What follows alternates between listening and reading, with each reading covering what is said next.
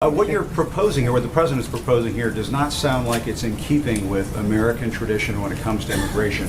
The Statue of Liberty says, "Give me your tired, your poor, your huddled masses, yearning to breathe free." It doesn't say anything about speaking English or being able to be a computer programmer.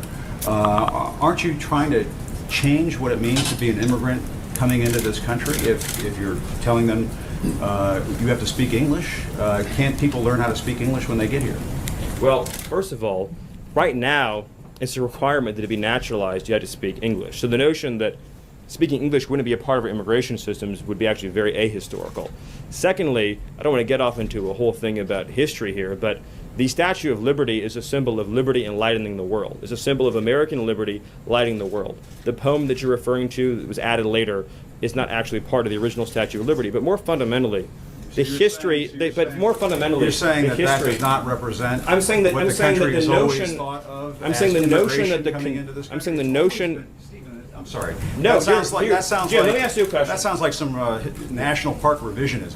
No, the what I'm asking you is Statue of Liberty Jim, has always Jim, been let me a ask you a beacon question. of hope to the world, Jim, for people to send Jim, do you their believe people to this country, Jim, and they're not always going to speak Jim, English, Stephen. Jim, they're not do you always believe, going to be highly skilled. They're not always Jim, going to be Jim, I appreciate your speech. Jim, I appreciate your speech. So let's talk about this. It was a modest Jim, let's talk about this.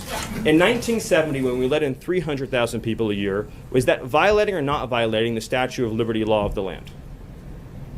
In the 1990s, when it was 500,000 a year, was it violating or not violating the Statue of Liberty law of the land? Was it violating? When it was 700,000 a year. No, tell me what years.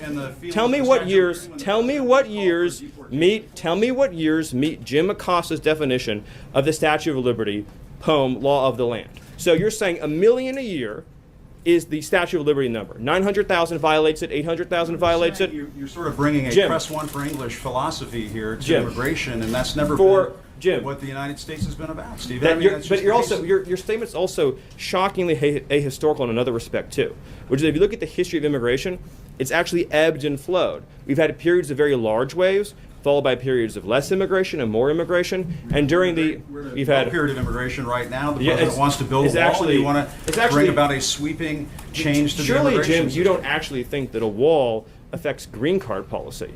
You couldn't possibly believe that, do you? Actually, the notion that you actually think immigration is at a historic law, the foreign-born population in the United States today, Jim, On Monday, talking about how border crossings. do you really? I want to be serious, Jim. Do you really at CNN not know the difference between green card policy and illegal immigration? Sir, Are you really don't know that? Cuban immigrant. He came to this country in 1962, right before the Cuban Missile Crisis, and obtained a green card. Yes, people who immigrate to this country Jim, can eventually. People who Jim, immigrate to this country Jim. not through Ellis Jim, Island, as a factual, Jim, as a factual but in question, other ways, do obtain a green card at some point. They do it through a lot of hard work. And yes, they may learn English as a second language later on in life. But this Jim, whole notion of, well, they could learn, they have to learn English before they get to the United States. Are we just going to bring in people from Great Britain and Australia? Jim, actually, I have to honestly say, I am shocked at your statement that you think that only people from Great Britain and Australia would know English. It reveals your cosmopolitan bias to a shocking degree that in your mind, this is an amazing moment.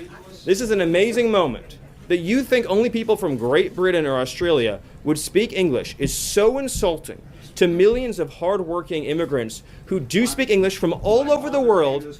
Jim, have you honestly never met an immigrant from another country who speaks English outside of Great Britain and Australia? Is that your personal experience? Of course, there are people who come. But that's not what you said, and it it shows your cosmopolitan bias. And I just want to say, sounds like you're trying to engineer the racial and ethnic flow of people into this country. Jim, that is one of the most outrageous, insulting, ignorant, and foolish things you've ever said. And for you, that's still a really the notion that you think that this is a racist bill is so wrong and so insulting. Jim, the reality is that the foreign-born population into our country has quadrupled since 1970. That's a fact. It's been mostly driven by green card policy.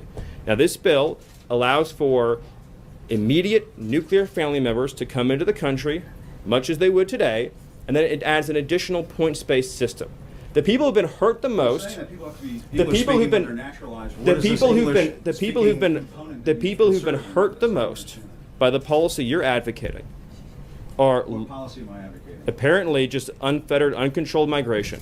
The people who've been hurt the most by the policy. The people who've been hurt the most by the policy that you're. The people who've been hurt the most by the policy you're advocating are immigrant workers and minority workers and African American workers and Hispanic workers. Targeting the African American community. Now you brought it up again. You said you wanted to have a conversation and not target. Is it going to be a target? This is what we want to do. Using the African American community, are you going to target?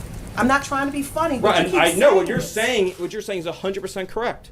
We want to help unemployed African Americans in this country and unemployed workers of all backgrounds get jobs. And insinuations like Jim made, trying to ascribe nefarious motives to a compassion immigration measure designed to help newcomers and current arrivals alike, is wrong.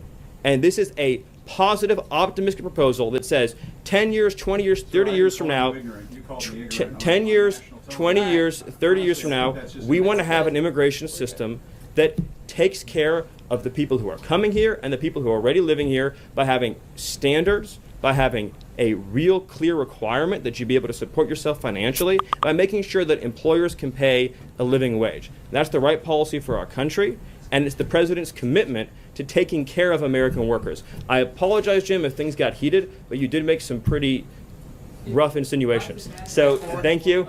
Thank you. Question for Mike. Sure. Stephen, I can start with you. There have been reports that Trump is unhappy with the rate of deportations and he wants them to be higher.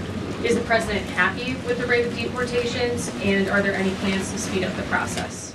Well, first of all, we all appreciate the encouragement from the media to deport as many illegal aliens as humanly possible. So thank you, and I will promise you that the full might of the Department of Homeland Security, the Department of Justice, the Department of Defense, and every element and instrument of national power will be used to remove, with speed, all criminal illegals from the soil of the United States of America, to enforce final removal orders, and to ensure that this country is for American citizens and those who legally belong in this country.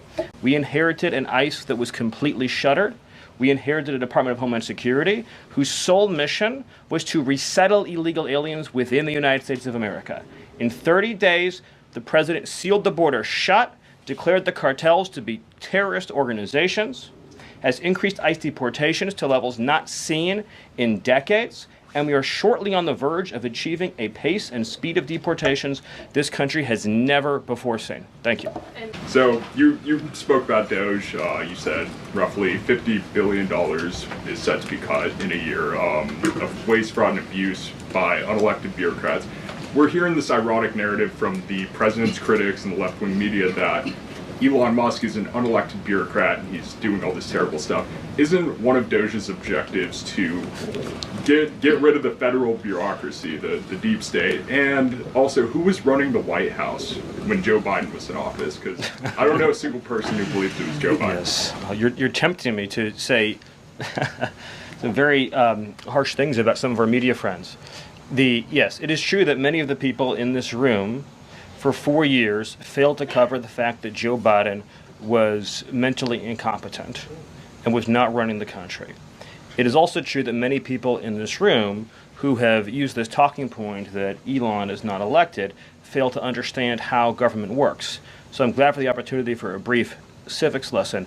A president is elected by the whole American people. He's the only official in the entire government that is elected by the entire nation, right? Judges are appointed, members of Congress are elected at the district or state level, just one man. And the Constitution, Article 2, has a clause known as the vesting clause, and it says the executive power shall be vested in a president, singular.